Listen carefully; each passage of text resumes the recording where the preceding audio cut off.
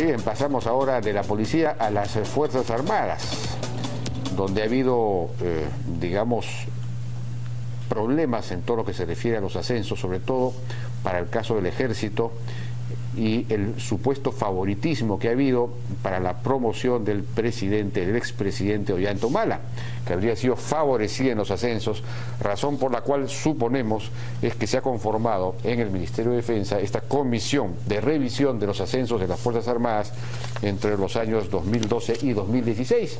Y el presidente de esta comisión es nada menos que Enrique Bernales, un distinguidísimo constitucionalista, ha sido senador de la República y todo lo demás.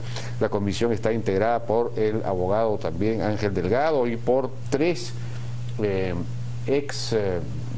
digamos, militares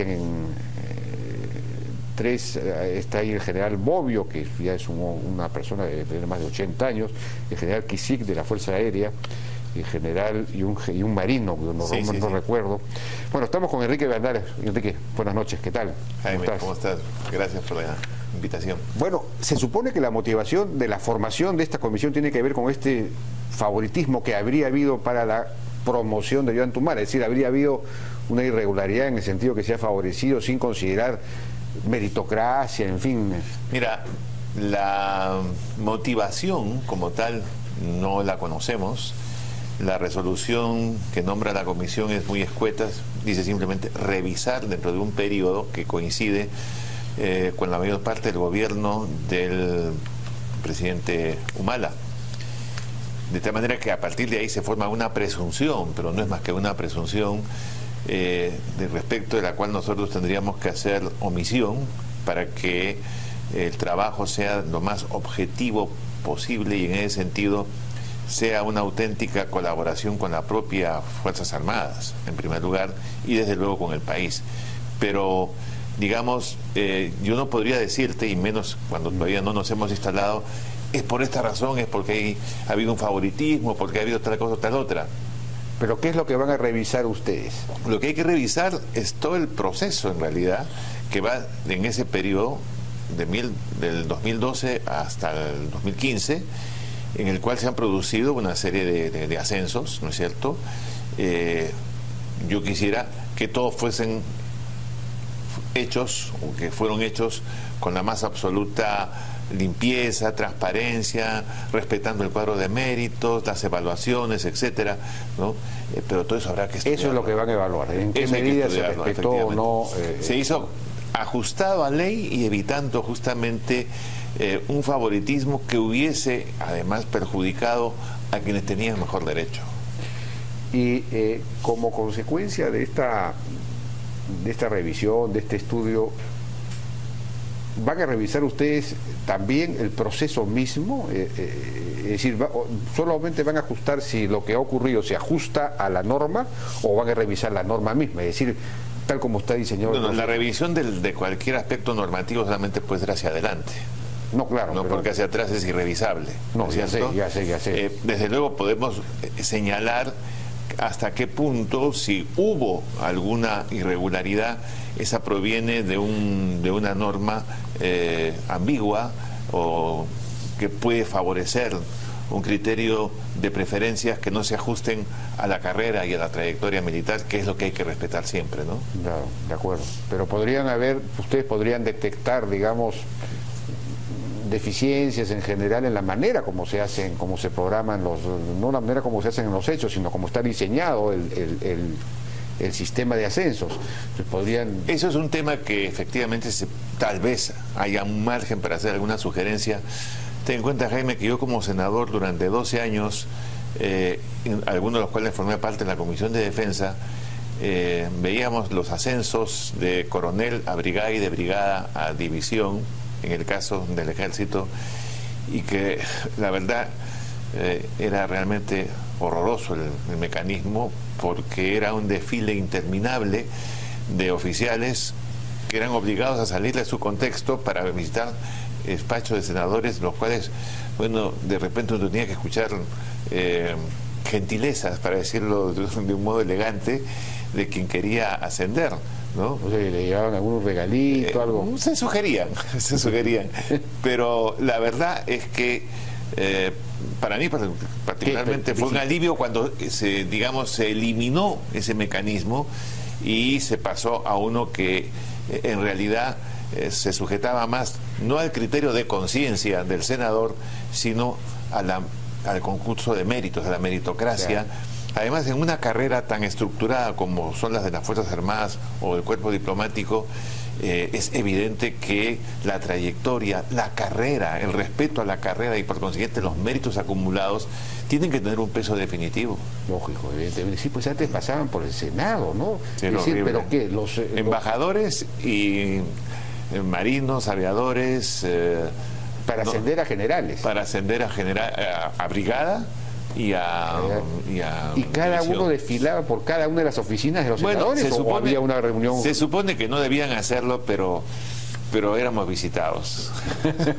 Sí, pues, claro, sí. Increíble. Bueno, eso está super... Ahora es el presidente de la República el que firma, y me imagino que le llevan el cuadro, que claro. El cuadro se elabora dentro del Ejército, dentro de la Marina de Aviación, y que le lleva al presidente. Y lo que sí, yo no sé si el presidente dice este sí, este no, claro. Porque usted sabe que en un régimen presidencialista como el peruano, el dedo presidencial es un dedo sagrado. Sí, pues, claro, efectivamente, ¿no? Eso es lo que puede haber pasado acá. Y bueno,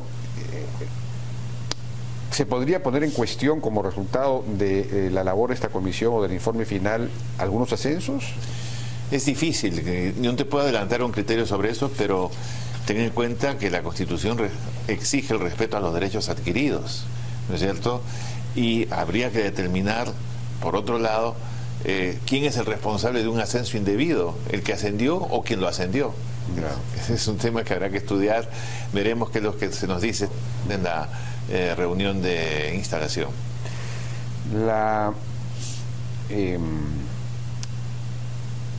Pasemos a un tema de alguna manera cercano, por razones conyugales, ya no el presidente designando, sino a la ex primera dama, también de alguna manera orientando las políticas. Hay esta acusación y se ha determinado que la Comisión de Fiscalización va a investigar a la primera dama por presunta usurpación de funciones, haber cometido el delito de usurpación. Han cambiado el texto de resolución, es por presunta intromisión. ¿Pero intromisión es un delito? No, justamente... entonces ya no lo están acusando por... pero la intromisión puede terminar siendo usurpación. Lo que pasa es que la presunción de que ha habido usurpación es muy difícil de probar, porque tendría que haber ella asumido la dirección y la presidencia del Consejo de Ministros en sesión de Consejo de Ministros. Tendría ya que haber firmado alguna resolución. Desde las épocas de la Pompadura en adelante, todas las esposas o las amigas o las gobernantes que no tenían el poder legal nunca cometieron el error de dejar prueba escrita de su participación en el poder, pero tenían poder, y a algunas les costó la cabeza, como María Antonieta, tú bien sabes, ¿no? Sí, pues bueno, pero aquí entonces, si no la están investigando por usurpación, que es lo que configuraría un tipo penal, y si intromisión no es ningún tipo, no corresponde a ningún tipo penal, ¿para qué la investigan? Es decir, simplemente para saber si me imagino digamos, el arte ¿sabes por qué un chisme? Hay una diferencia. El Ministerio Público no podría investigar por intromisión, porque es un órgano que de oficio investiga una presunción de delito. O sea, el Ministerio Público, si se da el caso, tendría que ser usurpación. Claro. Pero no te olvides que en el caso del Congreso, las investigaciones son de carácter político, ¿no es cierto? Y como es de carácter político, la Constitución en su artículo 96 o 97 dice que se investiga cualquier asunto de interés público. Claro. Y la presencia demasiado cercana, intromisión es entrometerse donde no se debe, ¿no es cierto? Sí, pues. Evidentemente crea una situación que el país de alguna manera ha sufrido visiblemente, ¿no? Bueno, hay quienes opinan que la intromisión, digamos, de la primera dama ha sido muy beneficiosa, porque ha permitido que la conducción presidencial tenga más luces de las que hubiese tenido si es que no se hubiese producido esa intromisión. Pues yo creo, soy de los que piensa eso, y hay mucha gente que cree eso, pero por otro lado La pregunta es si no actuó ella por delegación de su esposo, es decir, una especie de alter ego de él. Bueno, pero también podría decirte en respuesta a tu comentario que al presidente Humala no le permitieron mostrar que efectivamente podía gobernar. Porque ella lo dominó, pero... La dominación psicológica, como dice el propio Max Weber y Freud, es terrible y es más fuerte que el poder físico, que la presión física inclusive, ¿no? Porque finalmente el pensamiento se forma en la mente, ¿no es cierto? Y el poder de la mente define nuestras vidas. En este caso definió el ejercicio presidencial del señor Humala. Bueno, entonces quizás sería interesante, para darle un contenido pues más productivo para la sociedad, que esta comisión investigue también estas cosas, es decir, que convoquen a psicólogos, a psicoanalistas, en fin, que se haga un análisis completo del tema, porque usurpación ya ni siquiera va a haber análisis de si hay usurpación o no, pero... Se puede llegar a ello si encontrasen alguna prueba que evidencia efectivamente que ha habido usurpación. Yo creo que es muy difícil y lo he puesto por escrito inclusive en el prólogo a la obra de Chejade, ¿no es cierto? Pero que ha habido intromisión, que ha habido dependencia psicológica, que ha habido exceso. También Max Weber dice pues que para tener uso del poder hay que tener formación política, y yo creo que la señora Heredia no tiene antecedentes de formación política. Yo no llego tanto como su suegro al extremo de decir lo que él dijo, pero que mareadita de poder estuvo, yo creo que sí estuvo. Eso sí, sin duda, claro. Pero nuevamente regresamos sobre el mismo tema. Si ella actuó por encargo, a pedido de su marido, aunque fuese por dominación, no sé, era una pareja la que estaba gobernando. Claro, es cierto, nosotros no hemos elegido una pareja. No se puede, no se debe. Ni ¿no? Se puede ni se debe, ¿no? Pero lamentablemente, pues las ganas de tener poder o el gran cariño, el gran amor lleva a excesos, ¿no es cierto? Y evidentemente el país ha visto opciones y una sobrepresencia de ella, inclusive que en más de un caso significó que hasta un presidente del Consejo de Ministros tuviese que renunciar. Sí, pues bueno, por un dicho de ella.